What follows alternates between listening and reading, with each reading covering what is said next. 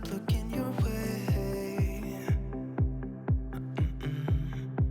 What do you do to 2022, direkt nach dem Ende der Corona-Pandemie, haben wir uns entschlossen, die Cotswolds zu besuchen. Als Ausgangspunkt haben wir uns die Old Bakery No. 32 in North Surney ausgesucht. thinking, no, I want you for myself. I don't need anybody else when I leave this place.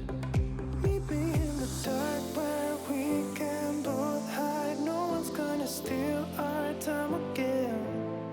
We don't have to say much, let our lips touch. I will stay with you until the end. Meet me in North Surney ist ein bezauberndes Dorf im Herzen der Cotswolds.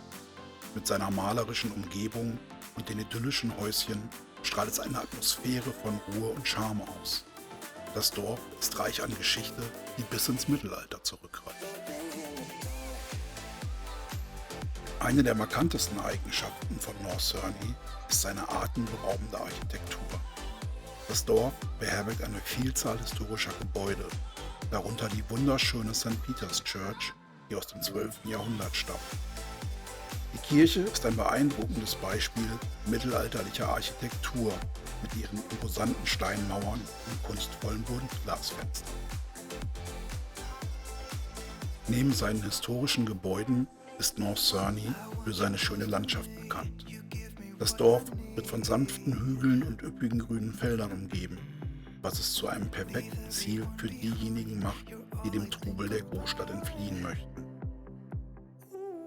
Und genau dieser fehlende Trubel führt leider auch zum einzigen Mängel, den North Surney aufweist. Außer dem Pub Bradhurst Arms gibt es im Ort nichts. Keinen Supermarkt, keine Bäckerei, kein Café. Gar nichts, das ablenkt vom Seele baumeln lassen. Da North Surney aber nur 10 Autominuten von Cirencester, der größten Stadt der Cotswolds, entfernt ist, stellt das nicht wirklich ein Problem dar.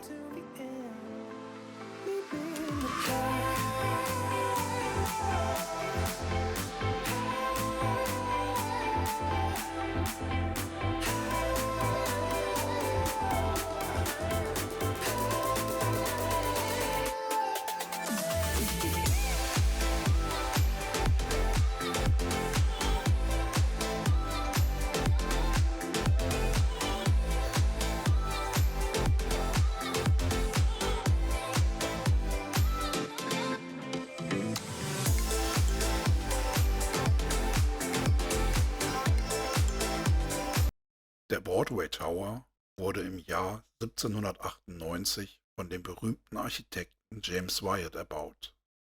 Er erhebt sich majestätisch auf dem Beacon Hill, der zweitgrößten Erhebung der Cotswolds. Er bietet einen atemberaubenden Blick über die umliegende Landschaft. Der Tower wurde ursprünglich als Teil eines Landsitzes für Lady Coventry erbaut, die ihn als Aussichtsturm und als Ort der Erholung für ihre Gäste nutzen wollte. Der Broadway Tower ist 65 Fuß hoch und besteht aus lokalem Kalkstein, der ihm eine charakteristische, rustikale Erscheinung verleiht. Die Aussicht von der obersten Plattform ist spektakulär und reicht an klaren Tagen bis zu 60 Meilen weit, was den Turm zu einem beliebten Ziel für Touristen und Einheimische macht. Gelegen am Fluss Corn ist Bibury, auch das Dorf der Feen genannt, eine der bekanntesten Touristenattraktionen in den Cotswolds. Über die Arlington Row, die schönste Straße Englands, muss man nicht viel sagen. Wenn man in den Cotswolds ist Bibury kein Can-Do, sondern ein Must-Have. Und auch wenn ich nur Bilder der Arlington Row habe, empfehle ich doch jedem, etwas mehr Zeit einzuplanen und sich den ganzen Ort anzusehen. Besonders die Bibury Trout Farm, wo man die Forellen nicht nur füttern, sondern auch fangen kann, und die St. Mary's Church sind einen Besuch wert.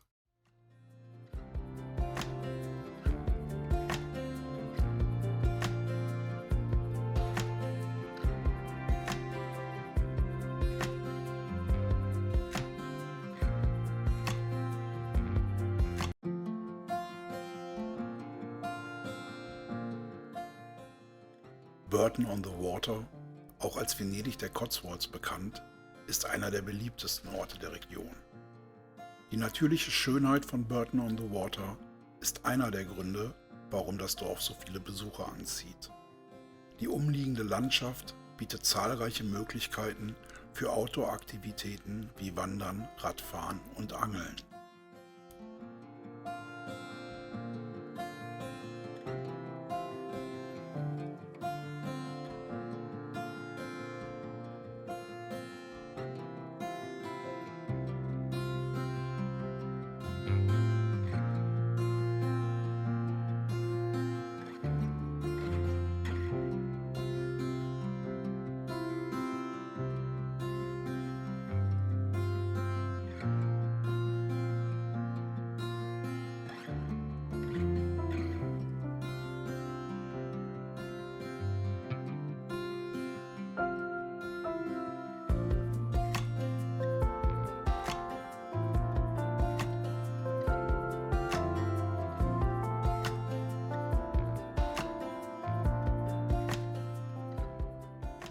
Der Fluss Windrush, der durch das Dorf fließt, ist eine malerische Umgebung, die oft für Picknicks und entspannte Spaziergänge genutzt wird.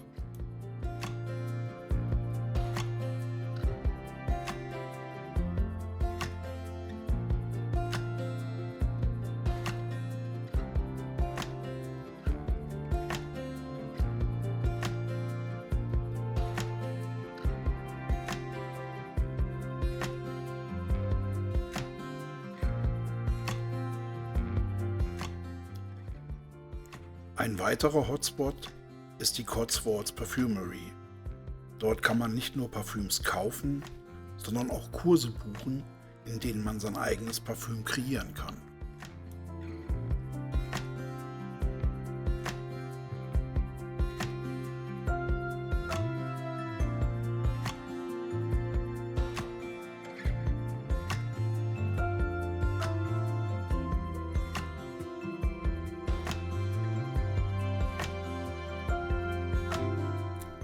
Das berühmte Burton Model Village, ein Miniaturmodell des Dorfes, das Dragonfly Maze, ein Heckenirrgarten und das Cotswolds Motoring Museum sind beliebte Attraktionen, die sowohl Kinder als auch Erwachsene begeistern.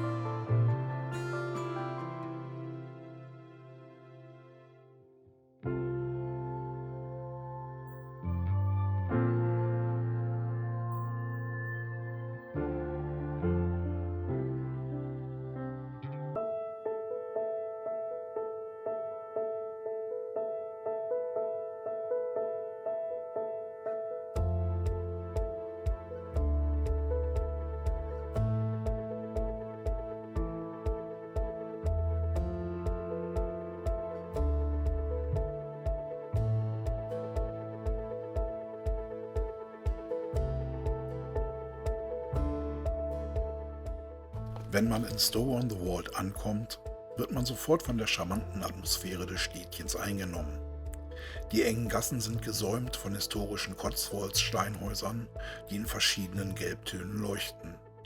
Der Marktplatz, das Herz des Ortes, ist von alten Gebäuden umgeben und bietet eine einladende Kulisse für einen entspannten Spaziergang.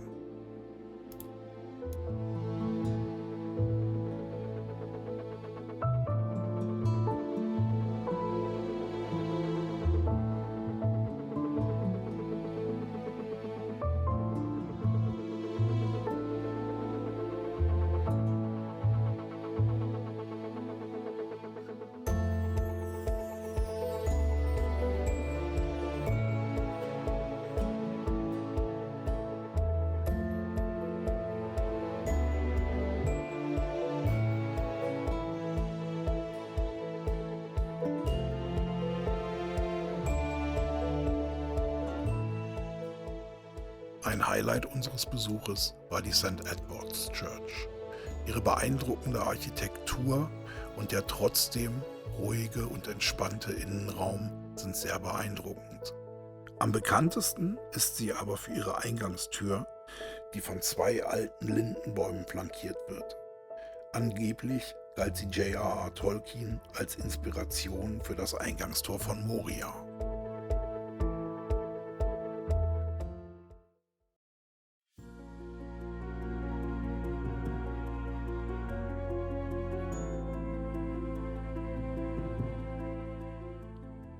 Shipping Campden ist ein wirklich schöner Marktort. Im Zentrum befindet sich die historische Markthalle aus dem Jahr 1627. Sie hat für den Ort eine besondere Bedeutung. Shipping Campden war im Mittelalter einer der wichtigsten Stätten für den Wollhandel und die Geschäfte wurden eben in dieser Markthalle getätigt. Heute ist die Halle im Besitz des National Trust. Entlang der Hauptstraße beeindrucken einen die verschiedensten Steinhäuser aus dem 14. bis 17. Jahrhundert, die von reichen Wollhändlern erbaut wurden.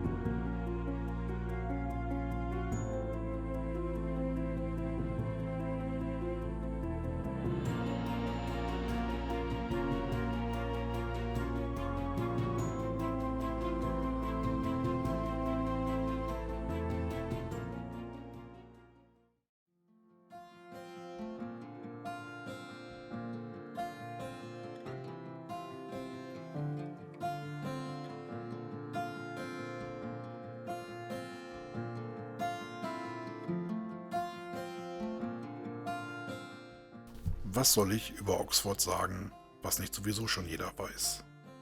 Oder ist jemandem entgangen, dass Oxford neben Cambridge die Universitätsstadt Englands ist? Oder dass zwischen eben diesen beiden Städten eine Rivalität brennt, die jedes Jahr in einem Ruderwettbewerb gipfelt?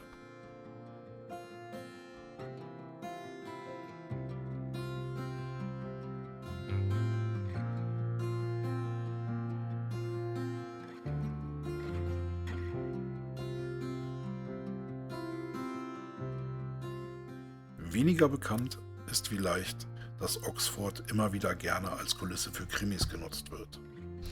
So hat es die ITV-Serie Lewis, der Oxford-Krimi, immerhin auf 9 Staffeln gebracht.